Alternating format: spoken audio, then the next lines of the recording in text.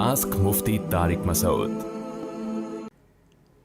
कौन सी nail polish में वज़ू जायज़ है? आजकल एक ये क्या लिखा हुआ है इन्होंने, एक ख़ास किस्म की ब्रेथेबल नेल पॉलिश वल्लाहु आलम ये चल रही है, जिसके बारे में सुना है कि इसमें पानी नाखून तक पहुंच जाता है। क्या इससे वज़ू हो जाएगा या नहीं? रुमैसा तारिक कराची से ये मोहतरमा ने पूछा है कि देखें, नेल पॉलिश हो या कलर हो या कोई भी चीज़ हो जो बॉडी पे लगाई जाती है, उसके बारे में एक उसूल है, ज़ाब्ता है कि आप कागज़ पे उस नेल पॉलिश को लगाएं। ठीक है, जब वो सूख जाए तो उसके ऊपर पानी का कतरा टपकाएं।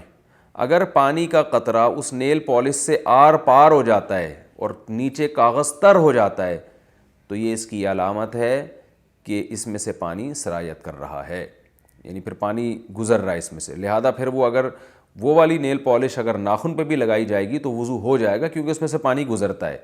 लेकिन अच्छी तरह नाखून को धोया जाए ताकि सही तरह से पानी उसमें से आर पार हो जाए।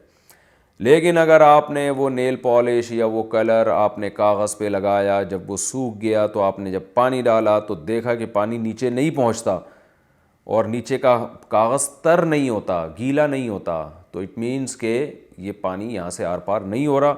लिहाजा ऐसी नेल पॉलिश से या ऐसे कलर से वज़ू नहीं होगा और नमाज भी नहीं होगी।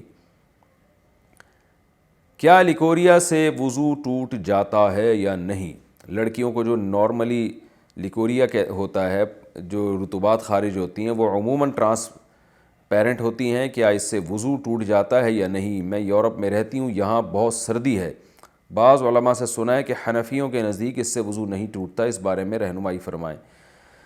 नहीं, इससे वज़ू टूट जाता है। जो वो पानी भी चूँकि नापाक होता है, लिहाजा वो जब बॉडी से निकलेगा तो उससे वज़ू टूट जाएगा। ये पुर्तगाल से किसी खातून ने सवाल पूछा था। आस्क मुफ्ती तारिक मसूद।